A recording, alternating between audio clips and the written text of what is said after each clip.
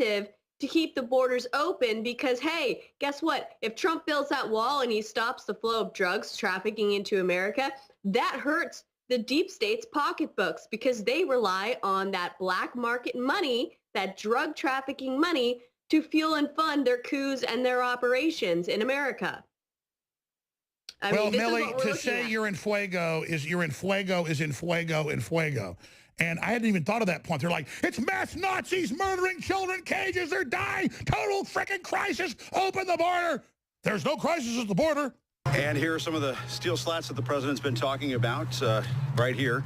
As you can see, yes, you can see through these slats to the other side of the U.S.-Mexico border. But as we're walking along here, we're not seeing any kind of imminent danger. There are no migrants trying to rush toward this fence here in the McAllen, Texas area. As a matter of fact, there are some other businesses behind me along this highway. There's a gas station, Burger King, and so on.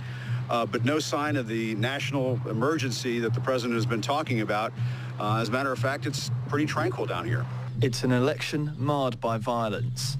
Since campaigning in Mexico began in September, there have been more than 500 attacks on politicians.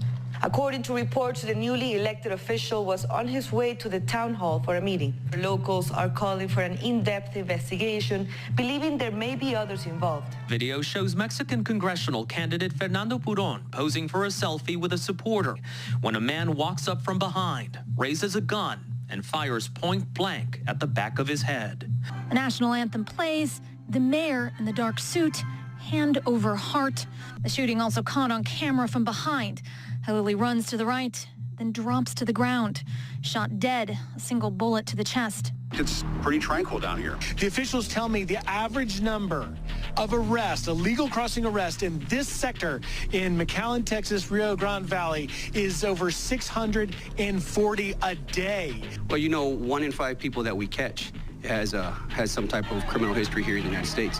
On top of that, we only catch 40% of what's coming across in this area. So that's 20% of what we catch are known bad guys.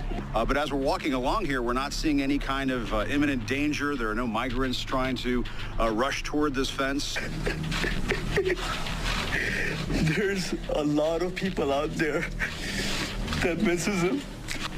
And his dream was taken from him. We have to have a conversation about restrictive legislation. When you tie our hands and don't allow us to work with our federal partners and communicate with our federal partners about people that commit crimes and who are in this country illegally, we're going to have incidents like this. You know, I think Sanctuary Cities is about us being ourselves and who we are and respecting everybody. That's what we do here in San Francisco. It means safer communities. It means diverse communities. It means welcome communities. No sign of the national emergency that the president has been talking about. They're dead.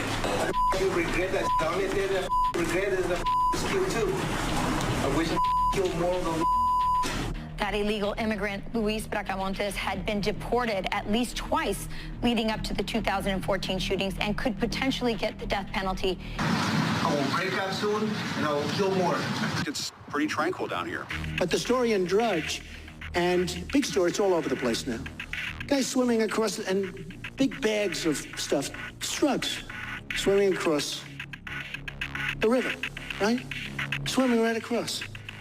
And they put the drugs, and actually the camera crew or the reporters were petrified because they thought they were going to be killed because they're showing this on camera. The guy's carrying bags of stuff. It was drugs. A CBS News crew witnessed one of those attempts as a man in a raft attempted to smuggle 2 people into the U.S.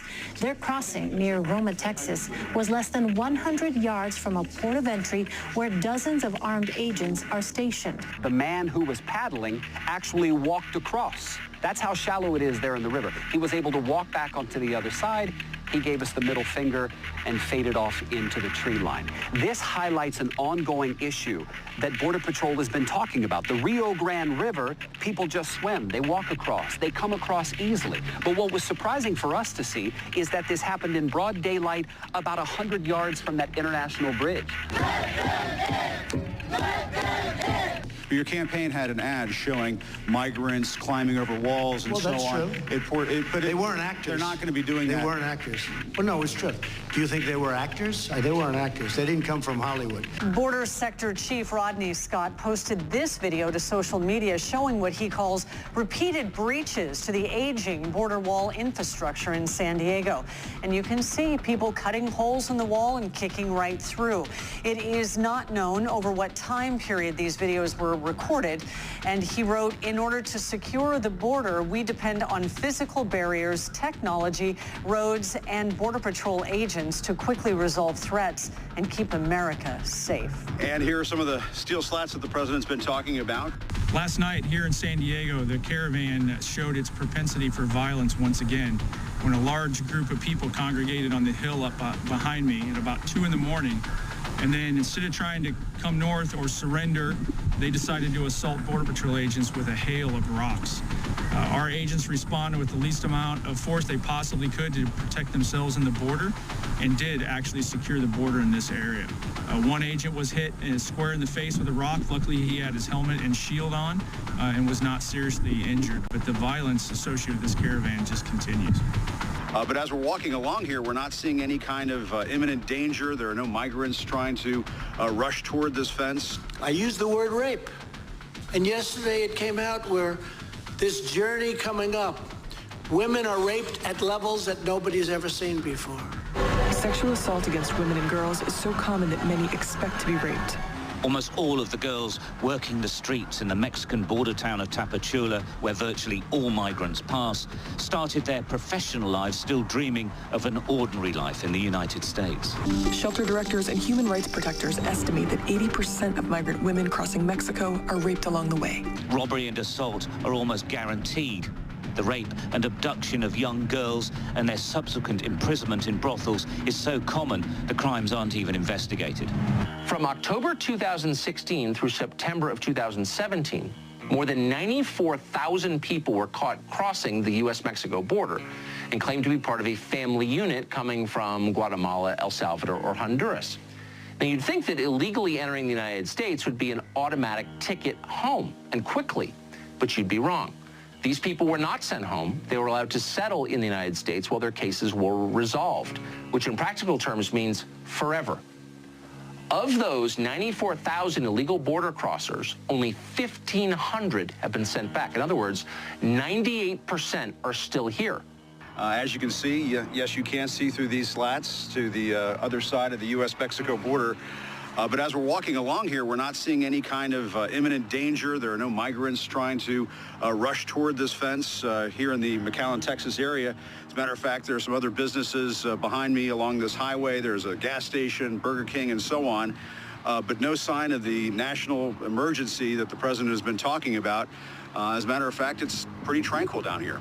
President Trump taking his pitch for border security directly to the American people today with his first televised Oval Office address tonight. Do you think it should be, I don't know, a delay of some sort? Why in the world would the networks run Donald Trump's address tonight when we know that Donald Trump is going to be using it to spread these lies? Because people believe it. The president will say what he has to say. People will believe it, whether the facts are true or not. Why should they run Donald Trump's address tonight when they know he's going to be spreading lies and falsehood? The answer to your question, Joe, is they shouldn't. One of the most time-honored and powerful ways a president has to communicate with the American people is through a primetime Oval Office address. The majesty of the setting, the request for valuable television time. The president says he wants airtime. He just gets it, right? Well, the answer is no. President Trump, you will not get your wall. A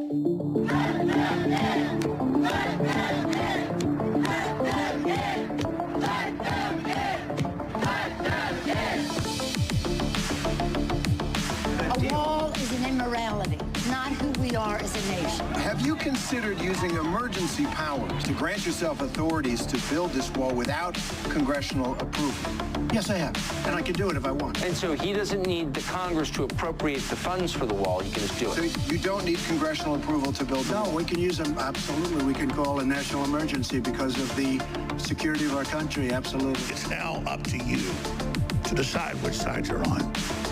That's where we are. And Trump is moving in the right direction, and the only direction he has, to use his constitutional executive power against traitors in the government to declare a national emergency and take matters into his own hands. Our destinies are now bound forever. We ask you to now take action and declare the national emergency and clear the scourge of the foreign globalist infestation threatening America and the world. Waging war on corruption. It's Alex Jones. I am begging everyone watching this live show or listening on the radio to look into the facts I'm about to lay out, to find out they're absolutely true. In fact, worse than I can even say, because there's so many details. And then contact Congress, contact major corporations, ask to speak at your church, do whatever it is you have to do to expose this, because in 3 months, Microsoft and then Apple and then Google, all of them by the middle of 2019,